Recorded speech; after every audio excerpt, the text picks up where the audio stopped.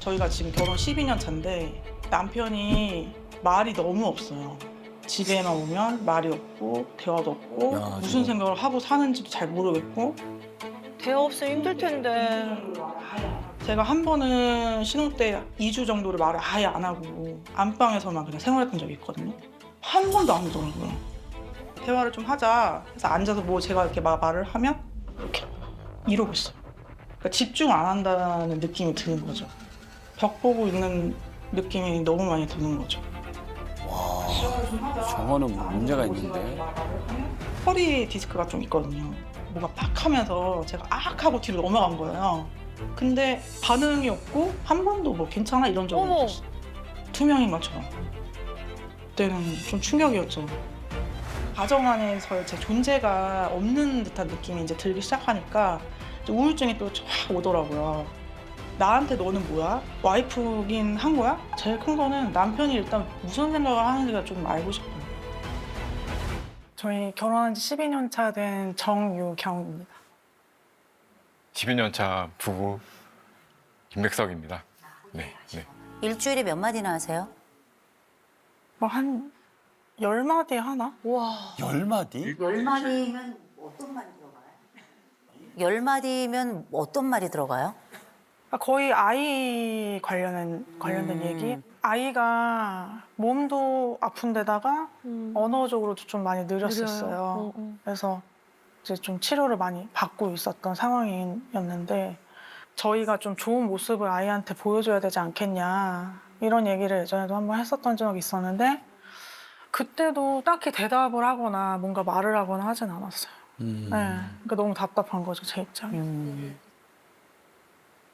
신혼 때는 막 화도 내보고 막 좀 알아달라고 호소도 해보고 그랬대도 잘 안 되더라고요. 그러다가 이제 지금 12년 이렇게 왔는데 한 번은 제가 말을 하지 말아보자. 얼마나 얘기를 안 하나 말을 하지 말아보자. 그래가지고 제가 말을 아예 안 하고 안방에 들어가 있던 적이 있었어요. 근데 2주 동안 정말 안방에 한 번 안 들어오더라고요. 남편이 먼저 미안해 이렇게 할 줄 네, 아셨던 네, 거죠? 네, 네. 오. 2주 후에 그럼 본인이 안방에서 나온 거예요? 제가 나가진 않고 톡을 보냈어요. 남편한테. 답답해서. 네, 답답해서 막 장문으로. 아. 그랬더니 이제 그때서야 갑자기 이제 방 그 턱에서 문지방에서? 거기 이렇게 와가지고 뭐 그러면서 얘기를 했던 것 같아요. 어. 네. 아, 옆에서 모른 척하거나 이러면 진짜 그 상처는 이루 말할 수 그렇지. 없거든요. 그 상황을 좀 얘기해 주시겠어요, 그때? 빨래를 같이 개고 있었어요. 빨래를 이렇게 개고 있었는데 제가 좀 허리 디스크가 좀 있어가지고 갑자기 이렇게 으악 하면서 허리가 이제 좀 터진 거예요. 그래가지고 저도 모르게 이제 뒤로 이렇게 좀 넘어가게 됐는데 아우, 얼마나 아팠을까? 제가 너무 아프니까 일어나지도 못하겠고 아휴. 그 상태로 계속 있었는데 아무 말 없이 그냥 빨래를 개고 있더라고요. 그래서 제가 누워있는 상태로 울었어요. 저 혼자 조용히. 신혼 때부터 왜 남편의 말이 없어진 것 같아요? 원래 성격이었던 것 같기도 하고 어떤 특별한 사건이나 혹은 다툼의 일 같은 게 있었나요? 그러니까 남편이 술 문제가 좀 있었어요. 술. 네. 그래서 주량도 약한데 술을 먹으면 일단 연락이 두절되고 이제 그러니까 한 번은 엄청 한겨울이었거든요. 막 연락이 안 되니까 새벽에 제가 혹시 몰라서 밖에 좀 나가보려고 문을 이렇게 여는데 안 열리는 거예요. 그래서 보니까 거기에 이렇게 누워서 겨울에? 자고 아이고야, 큰일 날 뻔했네요. 큰일 날 뻔했네. 제가 이런 일이 있었거든요. 남편이 그 똑같이 이제 술 문제 때문에 제가 너무 속상해서 이제 누군가 통화를 하고 있었는데 남편이 갑자기 그 방으로 이렇게 들어오더니 저를 막 밀치는 거예요. 나가라고 이렇게 방 바깥으로. 그러면서 저는 이제 당황스러우니까 안 나가려고 이렇게 버팅기고 이렇게 하다 보니까 이렇게 좀 상처가 몸에 네. 일어났고 그때 제가 너무나도 큰 충격을 받아가지고 새벽에 엄청 막 소리를 지르면서 막 울면서 눈앞에 쪽가이가 있었거든요. 쪽가이가 있었거든요. 그래서 이렇게 하려고 앞에서 이렇게 시도를 했는데 자해를 했다고 들어도 될까요? 네네 시도 네.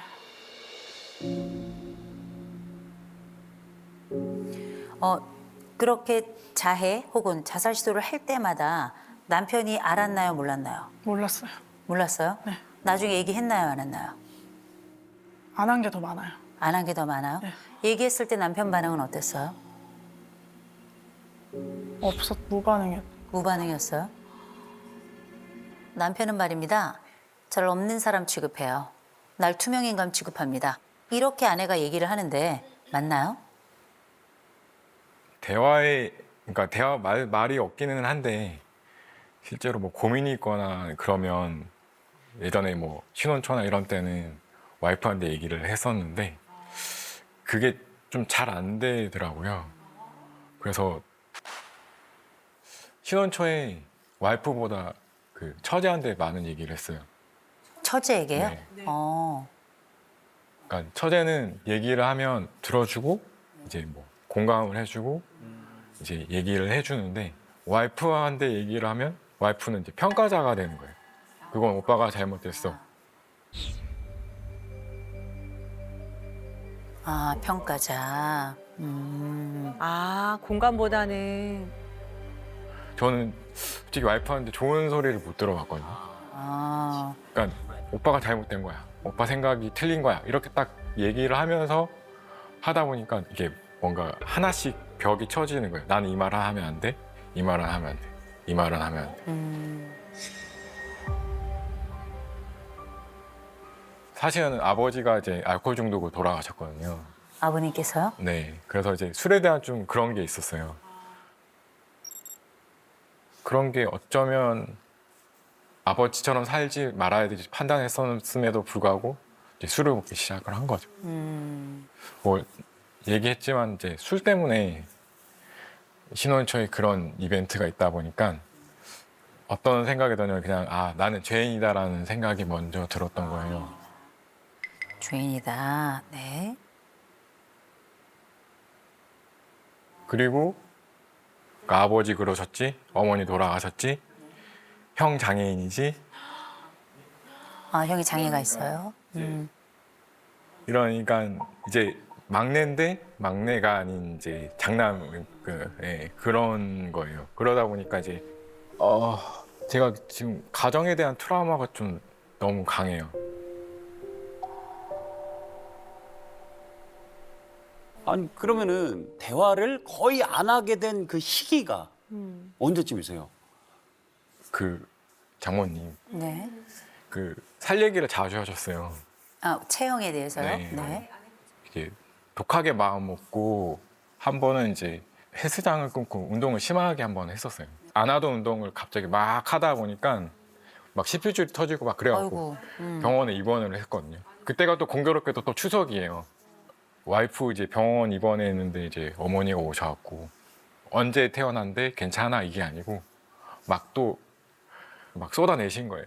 왜 여기 누워 있냐 명절인데 뭐 이러면서 막 이렇게 엄마인데. 질책을 하신 거예요. 아, 그래서 울면서 전화 왔고 제가 전화를 했죠. 아파서 누워 있는 사람한테 그렇게 하시는 건 좀 아니지 않냐라고 전 이제 편을 든 거죠. 네. 그래서 그렇게 했는데 이제 처제가 그걸 본 거예요. 그러면서 이제 처제하고 저하고 이제 완전히 아예 배려가 처진 거예요. 아예 그냥 남보다 못하는 사이.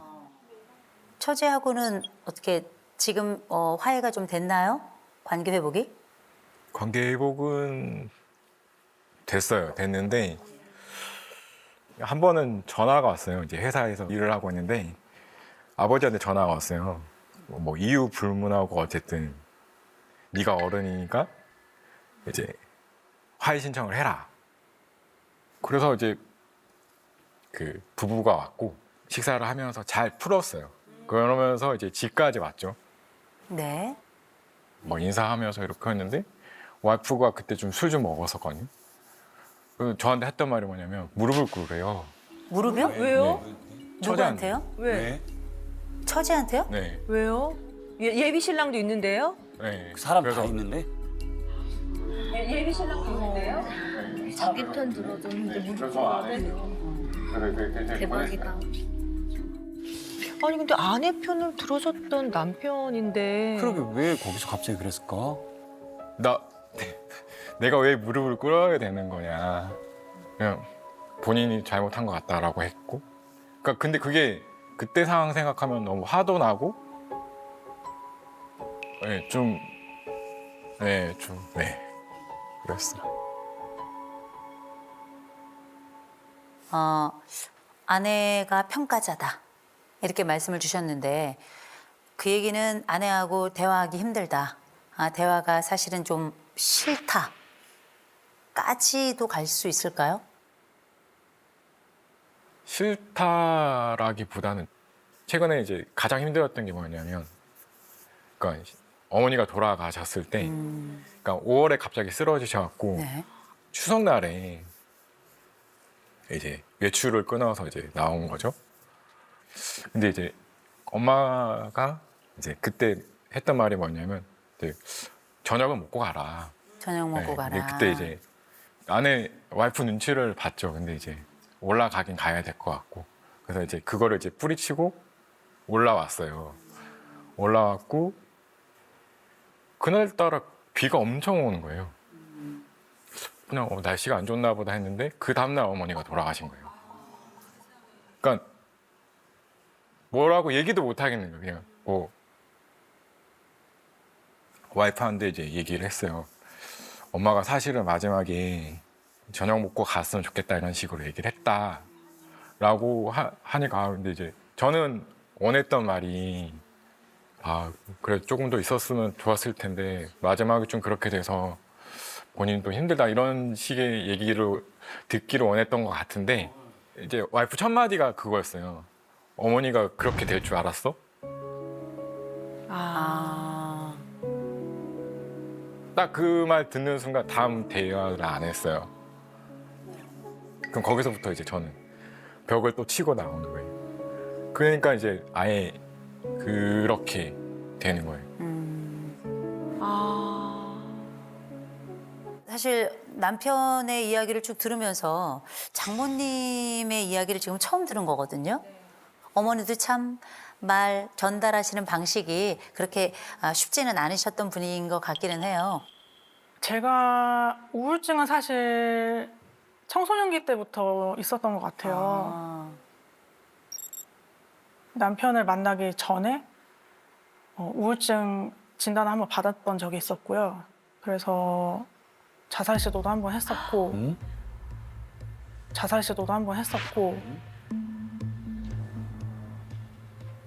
요 관련해서 제가 잠깐 질문을 조금 드릴게요. 청소년기에 우울증이 있었다고 얘기했죠? 네. 무슨 일이 있었던 거예요? 어렸을 때부터 부모님 사이가 안 좋으셨어요.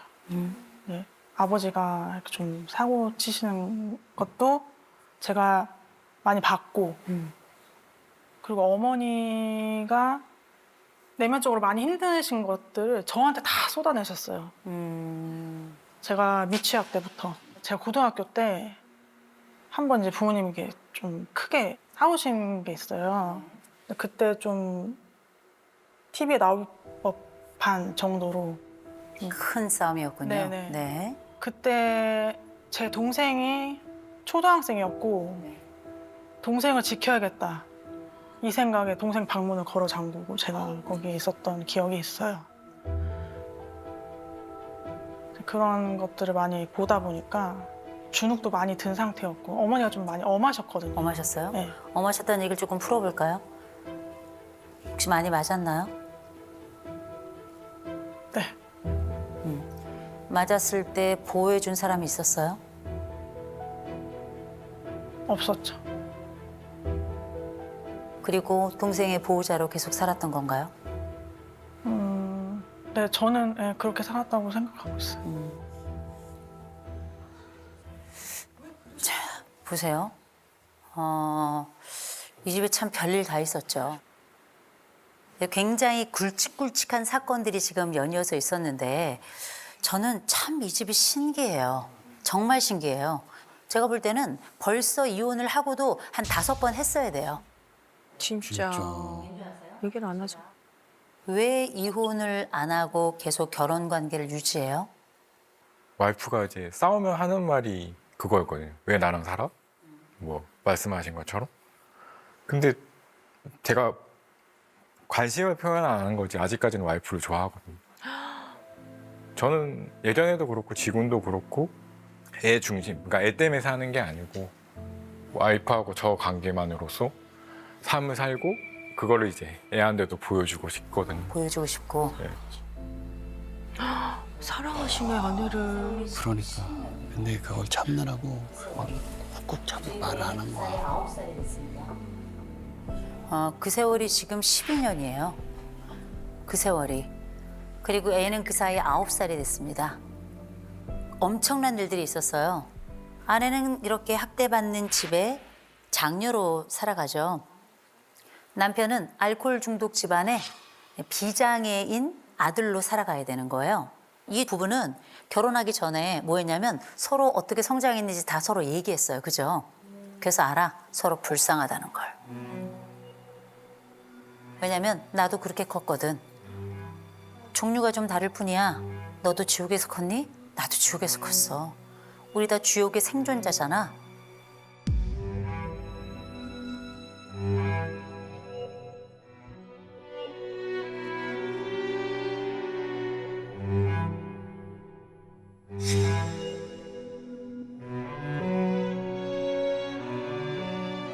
그래서 우리는 서로에게 생존자였기 때문에 서로를 더 잘 이해할 거라고 생각했어요.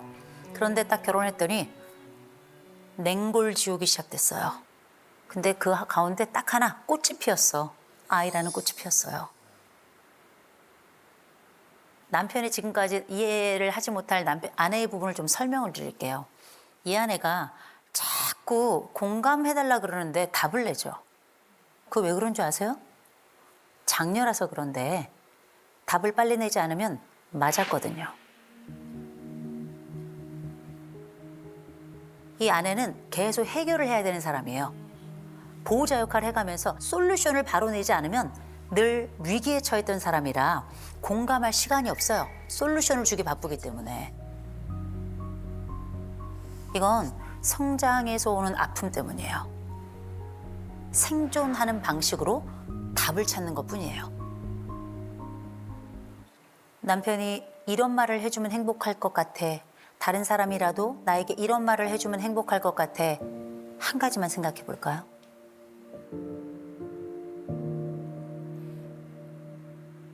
너가 있어서 내가 행복해. 당신이 있어서 나 참 행복해. 네. 자기가 있어서 나 참 행복해. 이런 말 하면 행복해질 것 같아요? 네. 남편도 듣고 싶은 얘기 있죠. 나에겐 이런 말을 좀 해줘 라고 하는 거 하나, 제일 먼저 하나부터 시작하죠. 집에 들어왔을 때 아내가 무슨 얘기 해줬으면 좋겠어요? 오늘 하루도 고생했어. 여보 오늘 하루 고생했어. 이게 대화의 공식이에요. 대화의 공식. 정말 이상한 얘기지만 전 얘기합니다. 부부는 연극이 60이에요. 이 연극을 잘하는 사람은 삶을 예술로 만드는 거거든요.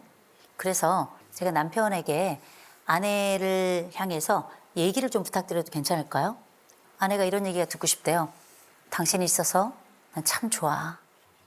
혹시 아내에게 한번 해볼 수 있을까요?